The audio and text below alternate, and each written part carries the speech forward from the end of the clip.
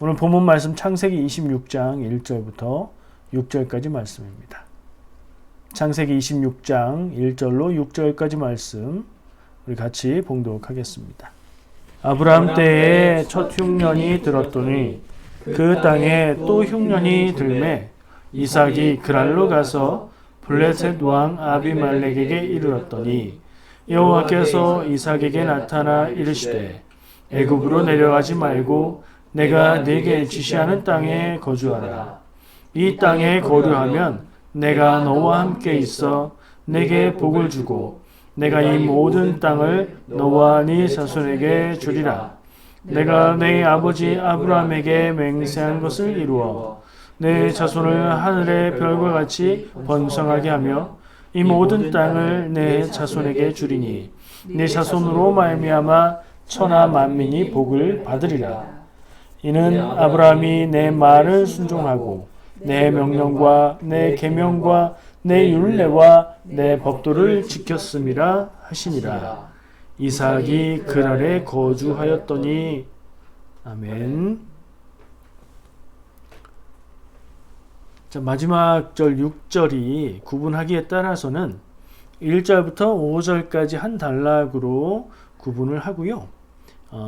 이 6절 부분은 이삭이 그랄에 거주하였더니 하면서 뒤에 이어지는 말씀으로 또 다른 단락의 이야기가 시작되는 것으로 나누어 볼 수도 있습니다. 근데 저는 오늘 이삭이 어디에서 살았나? 이삭이 어디에 거했나? 요거에 좀 초점을 두고자 해서 6절 말씀 아브라함 때 흉년 또 이삭 때 흉년이 들었고 1절부터요. 그리고 하나님이 이집트로 가지 말고 내가 지시하는 땅에 살아라 말씀하신 것 그리고 나서 이삭이 그랄에 거주했다. 요 말씀까지 보려고 6절 말씀까지 같이 읽었습니다. 지금 뭐 대략적인 얘기가 된 것 같기도 한데 그래도 한번 정리를 해볼게요. 오늘 본문 말씀의 전체적인 위치를 볼 때에 지금까지는 대체로 누구에게 하나님이 말씀하셨죠? 오늘이 하나님 말씀, 하나님의 직접 하신 말씀들을 나누는 20번째 말씀이에요. 근데 지난주까지 19번 동안 주로 아브라함에게 말씀하셨죠. 자, 오늘은 아브라함의 아들. 아브라함의 아들이요. 아브라함이 몇 세 때? 아브라함이 100세 때 낳은 아들 이삭이 이제 장성해서 주인공이 된 스토리를 보는 겁니다.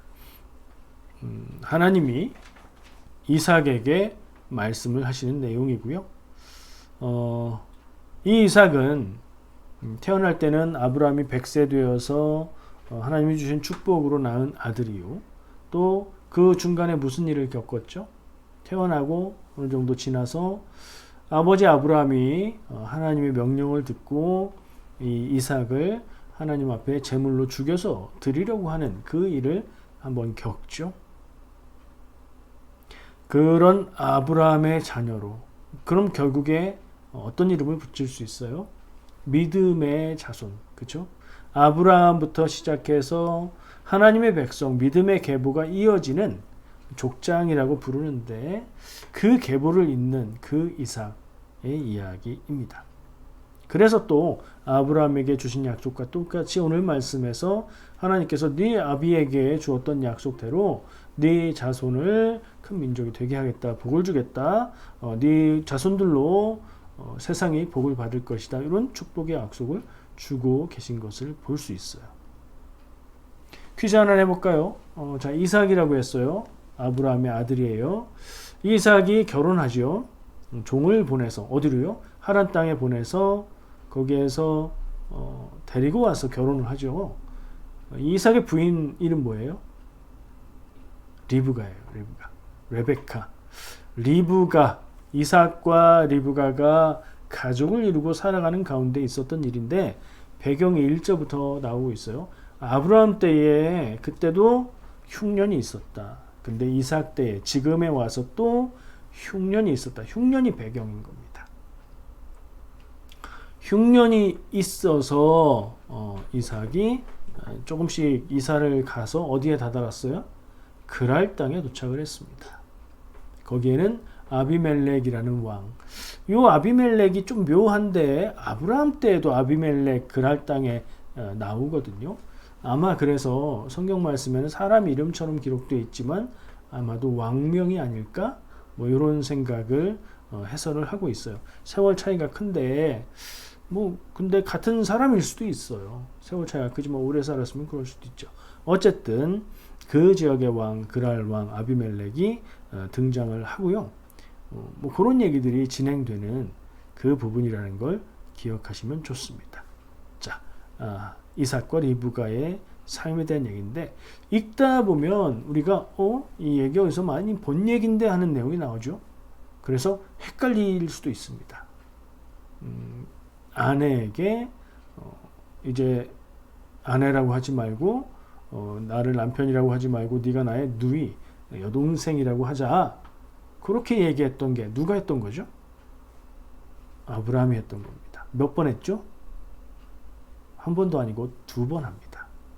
근데 그걸 똑같이 이삭도 그랄 땅에 가서 생명의 위협을 정말 위협을 느끼는 일이 있었는지 모르겠는데 미리 걱정을 해서 그런 일이 또 똑같이 있습니다. 아브라함 2번, 이삭 1번, 아버지보다 낫네요. 그죠? 자, 그 말씀 내용, 그런 위치다, 그런 배경이다. 흉년이었고 그래서 사는 자리를 옮겼다. 그것이 그랄 땅이다. 근데 그 가운데 옮겨갔는데 하나님이 마침 그때에 옮겨간 그때에 말씀하시는데 그 핵심이 뭐예요? 애굽으로 가지 말고 이집트로 가지 마라가 핵심이에요. 이집트로 가지 마라. 그리고 내가 지시하는 땅에서 살아라. 2가지 명령입니다. 이집트로 가지 말고 내가 살라고 하는 데서 살아라. 말씀에서 이 내가 지시하는 땅이 어딘지 구체적으로 나오지 않습니다. 그래서 저는 읽을 때 약간 혼란을 가지고 명확하지 않은 애매함을 느끼면서 읽었어요. 여러분은 어떻게 느끼시는지 모르겠어요. 그것도 한번 정리를 할게요. 아까 얘기했죠. 아브라함은 2번 아내 사라에게 누이라고 하자 하는 걸 했었고 이삭도 그걸 똑같이 했다. 이게 여러 가지 면에서 생각할 수 있는데요. 보통 때는 저는 부모의 영향이 얼마나 큰지 실수하고 잘못하는 것까지도 자녀가 배운다. 뭐 그런 의미로 많이 얘기를 했는데 오늘은 이걸 좀 더 다른 각도에서 볼 수 있어요. 자, 사는 땅에 대한 이야기를 하고 있어요. 그렇죠?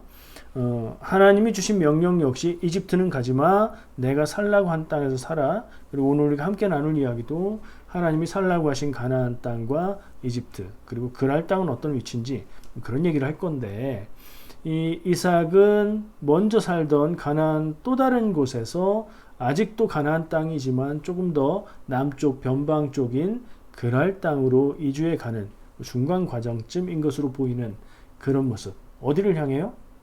아마도 이집트를 향하고 있는. 왜냐하면 지금 이 성경에서 나오는 그랄 땅이라는 곳이 뉴스에 많이 나오는 굉장히 지금 비참한 상황인 가자 있죠. 가자의 조금 아래쪽에 있는 위치예요. 더 내려가면 어디가 나와요? 시나이 반도가 나오고요. 그 위를 통과해서 아프리카 대륙으로 들어가면 그 이집트죠. 그러니까 그랄 땅은 이집트로 가는 중간 과정이라는 생각을 우리가 가지고 이 말씀을 볼 필요가 있어요. 이삭의 속마음은 알 수가 없어요. 그랄 땅이 목적지였는지 아니면 그랄 땅을 거쳐서 이집트로 가려고 했는지는 모르겠어요. 근데 하나님은 이집트로 가지 마라 말씀하셨어요. 그래서 짐작하기로는 속마음으로는 여기 거쳐서 이집트로 갈까 하는 생각, 계획은 있었지 않았을까. 그런 생각은 해볼 수 있어요. 명확하게 얘기는 안 합니다. 아까도 얘기한 대로 이 말씀을 이해하는데 지리적인 살아가는 땅, 삶의 터전, 장소를 중요하게 여기면서 보는데 그 배경으로 뭘 깔아야 돼요? 하나님이 갑자기 이집트로 가지 말라고 말씀하신 것 왜요? 그걸 알아야죠. 왜요? 그러면 이삭은 왜 그랄로 옮겼으며 왜 어쩌면 이집트로 가려고 했을까요? 이유가 있죠. 그 배경이 흉년이라는 거예요. 이 가나안 지역, 고대 근동 지역은 다 마찬가지입니다.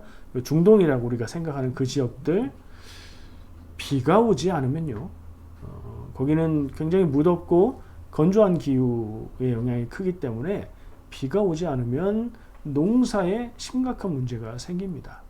우리가 나중에 이스라엘의 말씀들을 보게 될 때에 이른 비와 늦은 비를 내려주신다는 그걸 하나님의 은혜로 얘기하고 있는데, 우기가 시작돼서 먼저 오기 시작하는 비와 마지막에 오는 그 비를 통해서 농사가 가능하게 되거든요. 근데 만약에 그 비가 오지 않으면 그 해 농사는 싹 망하는 거예요. 그러니까 그런 경우일 거라는 추측을 해봅니다. 그러니까 흉년이라고만 표현되어 있는데, 옛날 성경에는 기근이라고 표현되어 있는데 그 원인이 여러 가지 있을 수 있잖아요. 근데 아마도 가뭄으로 인한 흉년일 거다라고 생각합니다. 아브라함이 아마도 살았던 곳이었겠죠. 가나안 땅 어딘가에서 살고 있던 이삭은 흉년을 만났습니다. 가족의 리더예요. 족장이고요. 대가족입니다. 종들까지 포함해서 숫자가 많아요. 가축도 많이 있습니다. 사람들은 어떻게든 산다고 하지만 가축들이 다 죽어버린다면 이건 뭐 재산에 심각한 손실이 있는 것이고 굉장히 큰 일이에요. 살 길을 찾아야 되는 거예요. 그래서 살 길을 찾아서 이 흉년이 배경이 되어서 이삭은 이주를 시작합니다. 이게 우리가 생각하는 것처럼 우리가 렌트비가 올라서 뭐 상황이 바뀌어서 혹은 더 좋은 집으로 이사를 하는 거 하고 조금 개념이 다릅니다. 삶의 터전을 유월 빌려서 짐을 다 옮기는 뭐 그런 어려운 게 아니고요. 기본적으로 아브라함과 그 자손들, 이스라엘 민족은 유목민 문화를 갖고 있어요. 가축을 키우면서 가축들이 먹을 풀이 있는 지역을 찾아서 옮겨 다니는 게 자연스러웠어요. 그러니까 한 곳에서만 거기서 털을 단단히 잡고 살다가 야, 안 되겠다, 이사 가야 되겠다, 이 정도 무게는 아니었다고 볼 수 있고요. 장소를 옮기는 게 자연스러운 거예요. 이 가축들이 먹을 풀이 있는 곳을 찾아서 한 곳에서 그 지역에 있는 풀을 다 먹었다. 그러면 가뭄이 아니어도 옮기는 거예요, 옆으로. 근데 이제 가뭄이 드니 그래도 가축들이 먹을 풀이 있는 곳으로 옮겨갔던 거죠. 그러다 보니 그랄 땅이 됐던 것 같아요. 이런 배경 위에서 이삭은 옮겨갔다. 뭘 찾아 옮겨간 거라고 봐야 될까요? 저는 가축이 먹을 풀을 찾아 옮겨갔다고 말을 했지만 결국에는 살 길을 찾아서 이주해 간 거죠. 여기서 살다간 죽게 생겼다. 상황이 그렇다. 그렇다면 살 길이 있는 곳으로 옮겨가는 거죠. 여러분 어떻습니까, 여러분? 이민의 삶은 이사와 이주와 살아가는 삶의 터전인 지역에 대한 많은 생각을 하게 만들죠. 여러분 캘거리의 삶에 만족합니까? 만족한다 할지라도 내가 계속 캘거리에 살아야 될까? 아니면 다른 어디 또 다른 도시, 다른 지역, 비즈니스를 해서 어디로 가야 될까? 이런 고민은 다 해보지 않나요? 살 길을 찾아서 말이죠. 이삭은 그렇게 그랄로 갔다. 이걸 우리가 생각하면서 오늘 나누고 싶은 말씀은 두 가지입니다. 오늘 말씀을 우리가 읽고 묵상하고 적용할 때에 어떤 문제에 대한 질문을 가지고 생각하고 묵상을 할까 하는 부분, 그걸 하나 나누고 싶고요. 또 다른 것은 내가 머물 곳은 어디인가 질문해 보는 거예요. 이삭의 내 입장을 이입해서 내가 이삭이었다면, 내 삶이 이삭의 삶과 같다면 나는 이삭에게는 하나님이 내가 지시하는 땅에서 살라고 하셨는데, 그렇다면 하나님이 나에게 살기 원하시는 땅은 어디일까? 이 두 가지를 나눠보고자 합니다. 첫 번째, 어떤 문제에 대한 교훈을 얻어야 될까? 어떤 관점으로 봐야 될까? 이 질문은요, 우리가 하나님의 뜻을 구하고 하나님의 뜻에 따라 결단하고 선택하는 영역이 어디인가를 묻는 질문이에요. 말이 어렵죠? 신앙의 기준이 무엇인가 하는 얘기입니다. 신앙의 기준이 단순하게 이야기하면 뭐예요? 뭐여야 해요? 하나님의 뜻이죠. 하나님의 말씀이죠. 구원의 복음이죠. 그렇죠? 성경 말씀이 될 수도 있고요. 다 통하는 거예요. 근데 현실적으로 가만히 생각해 볼 때에 내가 신앙생활을 하는 신앙의 기준은 무엇이냐? 복이다. 이런 답이 나오지 않나요? 복을 잘 규정하면 정답이 될 수도 있는데 복에 대한 내 생각, 내 마음을 솔직하게 내어놓고 보면 부끄러운 생각이 들 수도 있습니다. 현실의 이익이 곧 복이고 현실의 이익을 주는 도구와 방법으로 신앙을 선택한 것은 아닌가요? 이건 어떤 종교, 어떤 신앙이든 가질 수밖에 없는 딜레마입니다. 내가 근본적으로 틀렸다, 네가 근본적으로 틀렸다 이런 문제가 아니고요. 그렇지 않은가를 살펴야 되는 부분입니다. 그런 얘기를 그런 측면에서 이야기하고 싶어요. 좀 더 구체적으로 딱 나눠서 명확하게 얘기해 볼까요? 보통은요. 신앙적이고 영적인 문제에 대해서는 하나님의 뜻을 따른다. 이렇게 얘기할 수 있고요. 보통 생각에. 그리고 삶의 현실. 내가 살아가는 삶의 현실의 자리의 문제들.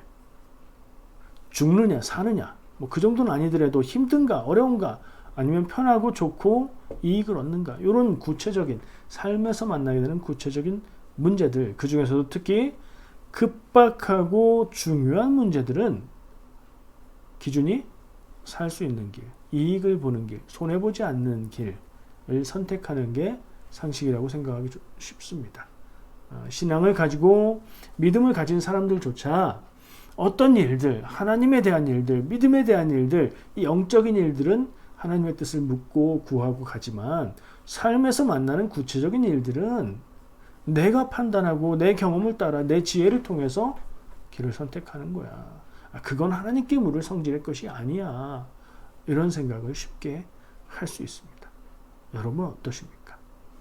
여러분 혹시 하나님의 뜻을 묻고 따라야 될 일 따로 그렇지 않고 사람들의 조언도 듣고 상식적으로 판단하고 내 지혜를 동원해서 선택해야 되는 일이 따로 있다고 생각하십니까?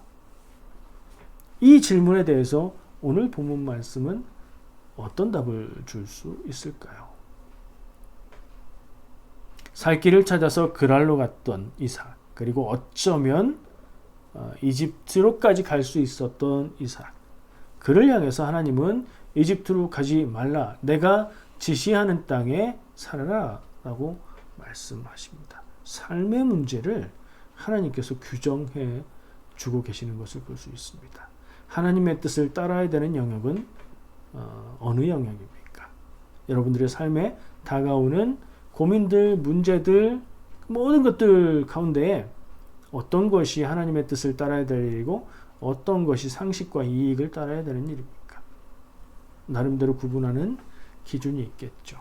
오늘 말씀을 적용해 볼 때에, 오늘 말씀의 틀을 가지고 생각해 볼 때에, 그리고 여러분들이 지금쯤 다 예상하는 답을 우리는 결론 내릴 수 있을 겁니다. 모든 일에 하나님의 뜻을 따라야 된다? 참 은혜롭습니다. 어떠십니까? 아멘이 됩니까? 그런데 그러면 질문해 봅시다. 내가 정말 모든 일에 하나님의 뜻을 묻고 구하고 그 길에 순종하면서 살고 있는가? 당장 내가 볼 때 손해볼 것 같은 길도 갈 수 있는가? 이거는 내가 판단해야 될 것 같은데 하는 일도 하나님께 뜻을 구하고 할 수 있는가? 그렇게 하고 있는가? 묻고 솔직하게 답해 보시기 바랍니다. 예전에 들었던 얘기가 하나 떠올랐습니다. 어떤 목사님이요. 6.25 전쟁을 겪고 피난 가는 길이었습니다. 피난을 가다가 피난민들이 북한군에게 붙잡혔습니다. 그래서 사람들을 딱 줄 세워놓고 뭐 했던 사람이냐, 직업이 뭐냐 묻는 겁니다. 한 명 한 명 묻고 당신은 이쪽, 당신은 이쪽 이렇게 구분을 했다고 합니다. 목사님 차례가 됐습니다. 목사님 차례가 되기 전까지 목사님은 막 고민을 했을 겁니다. 이 북한군들은 부자 막 이런 사람들은 다 죽인다는데, 그리고 공부한 사람들 다 죽인다는데, 특히 신앙을 가진 사람들 가만 놔두지 않을 것 같은데 어떡하지? 거짓말을 할까? 다른 일을 했다고 얘기할까? 마음에 양심에 걸리는데 목사라고 정직하게 얘기해야 될까? 저 같으면 고민을 했을 것 같습니다. 자기 차례가 됐습니다. 고민의 끝에 이 목사님은 딱 답을 내리고 당당하게 담대하게 직업이 뭡니까? 물으니까 목사요! 그랬답니다. 그랬더니 이 북한군이 목수요? 목수라면 우리 인민들에게 꼭 필요한 직업이죠. 이쪽으로 가십시오. 해가지고 살 길로 갔다. 이런 얘기를 들었어요. 실화에 근거한 얘기인지 지어낸 얘기인지는 모르겠습니다. 그러나 저는 이 이야기를 듣고 나서 비슷한 상황을 떠올려 보게 됩니다. 또 한 가지 생각나는 게 있어요. 제가 대학교 들어가서 감리교 신학대학교 신학교에 가서 필독서로 읽었던 책인데요. 소설이에요. 일본 소설가 엔도 슈사쿠라는 사람이 쓴 책인데, 이게 영어 책으로도 굉장히 유명해서 많이 알려져 있고요. 한글 책으로도 번역이 돼 있어요. 침묵이라는 책입니다. Silence. 무슨 얘기냐면 17세기에 이미 조선보다 먼저 기독교가 전파되었던 일본에서 선교가 어느 정도 돼서 믿는 사람들이 생겨났어요. 근데 이제 일본 정부가 그들을 박해하기 시작합니다. 순교자가 굉장히 많이 나왔어요. 그 영향인지 지금도 일본의 기독교 인구는 굉장히 적다고 합니다. 대신 순교를 거치고 핍박을 거친 종교의 순수함과 그 믿음의 온전함이 더 강하다는 얘기도 들었습니다. 어쨌든 그 이야기를 다루는데 제 가장 기억 남는 장면이 예수님의 상을 바닥에 놓고 이 상을 밟고 지나가면 살려준다. 그러니까 믿음을 저버리면, 배교하면 살려주겠다. 기독교인들을 잡아놓고 그렇게 했다는 거죠. 이게 소설이지만 실제로 있었던 일들을 조사해서 그걸 근거로 쓴 내용이에요. 그러다 보니 아마 이런 장면이 있었을 거라 생각을 합니다. 전 지금도 가끔씩 상상을 합니다. 내가 그 자리에 있는 그 상황에 처했다면 나는 어떻게 할 것인가? 나는 배교할 수 없습니다. 많은 순교자들이 했던 대답. 예수님이 날 버리지 않으셨는데 내가 예수님을 버릴 수 없습니다. 하고 죽음의 길을 갈 수 있을까? 나 혼자라면 죽을 수 있지만 내 가족들은, 저는 또 교회도 생각해야 되고 말이죠. 가끔씩 그런 생각을 합니다. 여러분들은 그런 때에 어떻게 하겠습니까? 갑자기 심각한 얘기를 했는데 예를 들어본 겁니다. 신앙적인 일, 영적인 일, 신앙의 문제, 이런 문제, 배교하느냐 마느냐, 믿음을 지키느냐, 믿음을 지키고 죽음을 택하느냐, 이런 문제는 당연히 하나님께 뜻을 묻고 구해야 된다고 생각할 수 있겠죠. 근데 정말 현실적인 문제들, 여러분들의 자녀 혹은 여러분이 스스로가 캐나다에서 학교를 다녀서 12학년입니다. 이제 12학년을 마치면 대학에 가겠죠. 혹은 대학에 안 가고 다른 일을 할 수도 있어요. 자, 그때 대학에 갈 것인지 안 갈 것인지, 대학에 가면 어떤 공부를 할 것인지 선택하고 고민하는 거 누가 해야 됩니까? 부모님이 도와주고 자녀된 혹은 내가 직접 고민하고 선택해야 되겠죠. 그거는 현실적인 문제죠. 내가 해야 된다고 생각하죠. 그 기준은 뭡니까? 앞으로 전망 있는 직업으로 나아갈 수 있는 그런 진로, 그런 공부. 그게 상식이죠. 그게 일반적인 생각이죠. 그건 그렇게 해야 될까? 배교의 문제는 하나님 앞에 기도하고 진로의 문제는 내가 고민하고, 이런 질문을 해보고 싶은 겁니다. 대학을 졸업하고 직장을 구하게 될 때 어떤 직장에 지원하고 어떤 직장에 어플라이를 할 것인가, 누가 고민해야 되고 어떤 기준으로 선택해야 됩니까? 차를 살 때 어떤 차를 살 것인가, 집을 살 때 언제 얼마나 많은 집을 살 것인가, 이거는 현실적인 문제니 내가 시장 조사해보고 알아보고 내 취향을 고려하고 내 능력을 고려해서 내가 결정해야 될 것인가, 아니면 하나님의 뜻을 구해야 될 것인가, 이런 질문을 하고 싶은 겁니다. 제가요, 오늘 성경 본문 말씀을 적용해 볼 때 모든 것을 하나님 뜻대로 해야 됩니다라고 강요하지 않습니다. 이런 질문을 가지고, 이런 기준을 가지고 오늘 본문 말씀을 읽고 생각하고 대화하시면서 여러분들 삶의 기준을 세우시라는 말씀만 드리겠습니다. 예는 들어드릴게요.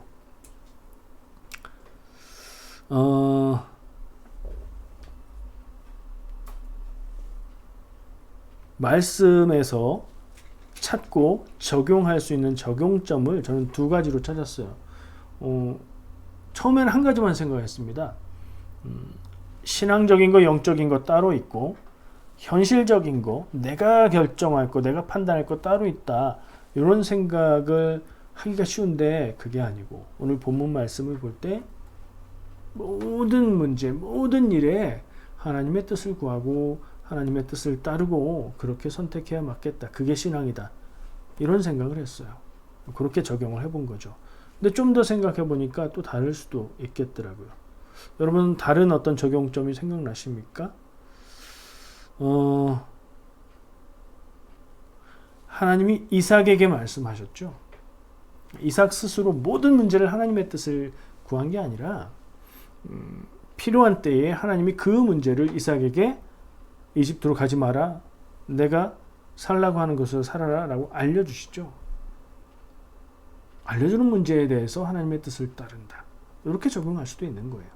그럼 우리는 하나님의 계시, 어딘 가라, 어딘 가지 마라. 이게 딱 들으면 그거는 하나님의 뜻을 따르고 뭐 이렇게 적용이 되나요?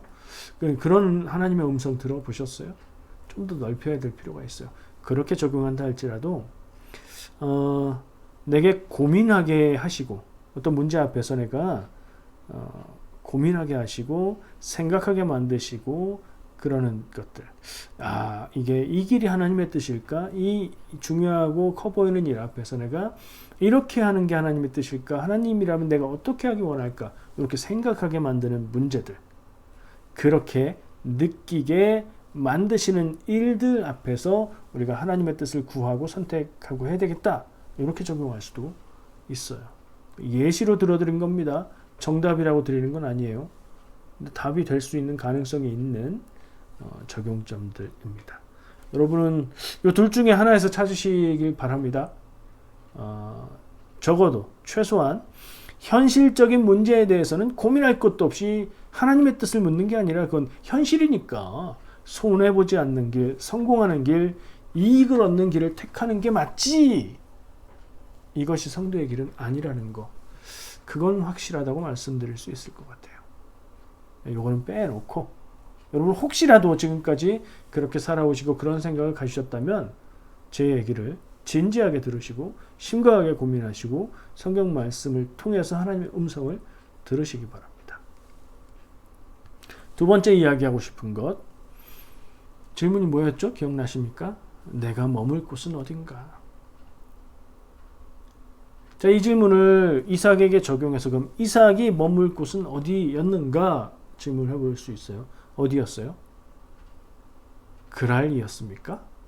어쩌면 그런지도 모르겠어요. 근데 저는 말씀을 읽으면서 그 부분이 좀 명확하지가 않았습니다. 왜냐하면 성경 말씀이 명확하게 그 부분을 터치해서 알려주고 있지 않기 때문에 그래요.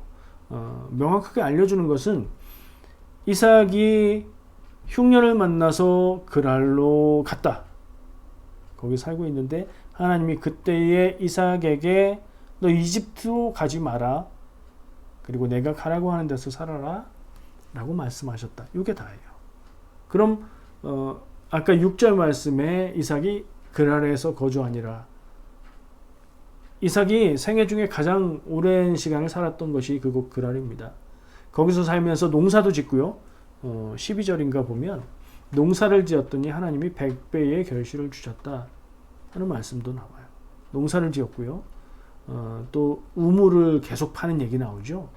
우물을 파는 데가 거기에요. 우물은 왜 파요? 농사에도 필요하고요. 가축들을 먹일 물을 저장하는 것으로 필요하죠. 농사를 짓고 우물을 판다는 얘기는 뭐예요? 여기서 눌러 살겠다는 그런 표현인 거죠. 그렇게 마음먹은 거예요. 자, 그 그랄이 정답인가 하는 질문을 해봅니다. 제가 읽을 때는 이상하게 저는 이 그랄과 이집트가 겹쳐 보이면서, 그러니까 애초부터 있던 땅에서 그랄로 옮긴 것부터 조금 하나님의 뜻에 안 맞는 거 아닌가 하는 그런 시각을 가지고 봤어요. 근데 성경 말씀을 이렇게 반복해서 읽어보니까 그런 분위기가 아니에요. 그랄에 머물러 살았더니 아까 얘기한 대로 농사를 지었을 때 100배의 소출을 허락하셨다. 이거는 하나님이 복 주셨다는 얘기거든요. 이건 긍정적인 평가인 거예요. 그래서 보니까 그랄로 가지 마라, 또는 뭐 있던 땅을 떠나지 마라, 이런 조건이 아니라 조건이 뭐죠? 이집트로 가지 마라 였어요. 이 이삭은 하나님의 말씀에 순종한 건가요? 순종 안 한 건가요? 이걸 좀 명확하게 해야 될 필요가 있는데, 굳이 따지자면 순종한 게 맞죠? 이집트에 가지 마라. 안 갔죠?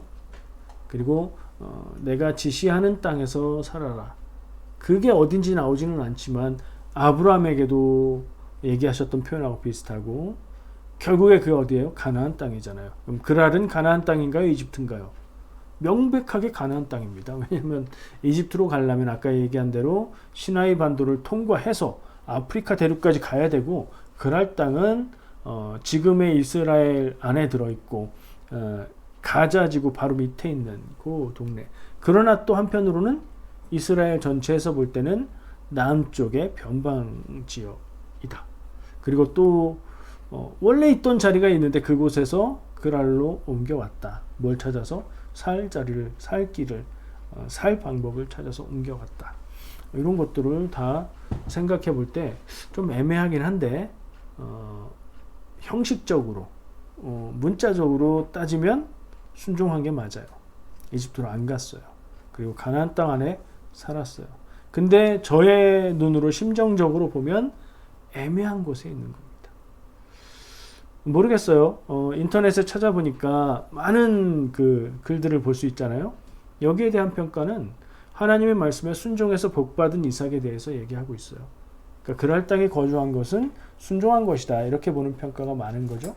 저는 이삭을 평가하는 게 중요한 게 아니라, 그걸 판단하는 게 중요한 게 아니라, 그 애매한 자리, 그 자리가 참 애매하다. 조금 더 나가면 가나안 땅을 벗어나는 건데, 그리고 그랄까지 온 것도 살 길을 찾아서 온 건데, 그리고 또 한 가지 걸리는 게, 아까 농사 져서 축복받았다는 얘기도 있지만 그랄 땅에 가서 살기 위해서 이삭이 뭘 했어요?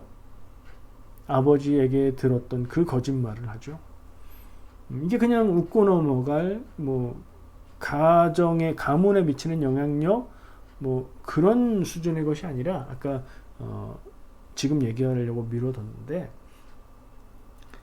이삭이 이전에 살던 땅에서 그랄 땅으로 간 동기는 살기 위해서였고, 결국에 살기 위해서 선택하고 행하는 일들의 연장선상에서 살기 위해서 거짓말을 하는 모습을 보게 된단 말이에요. 여러분 그런 적 있지 않습니까?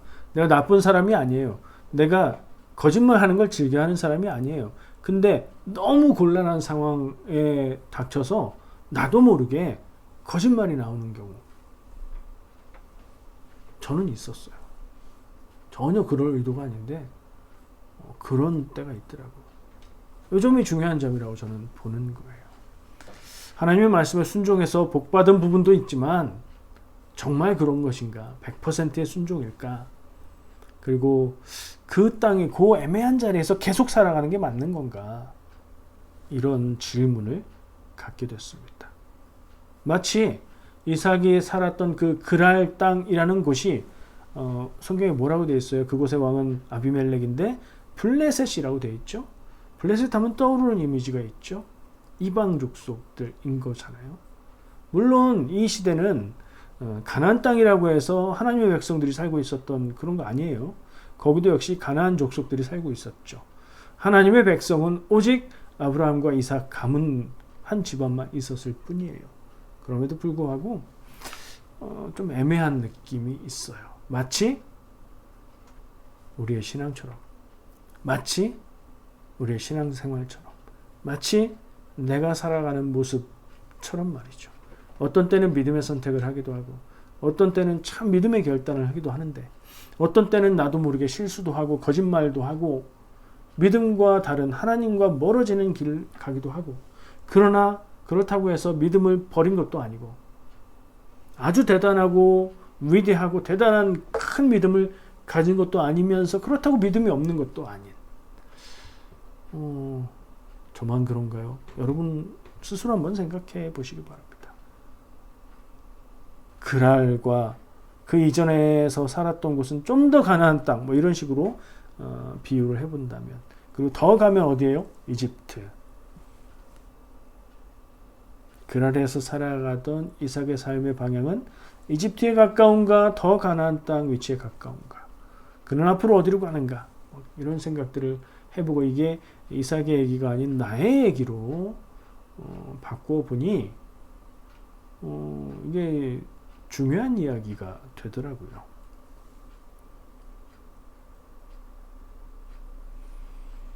그러면 내가 살아가야 될 곳은 어디인가?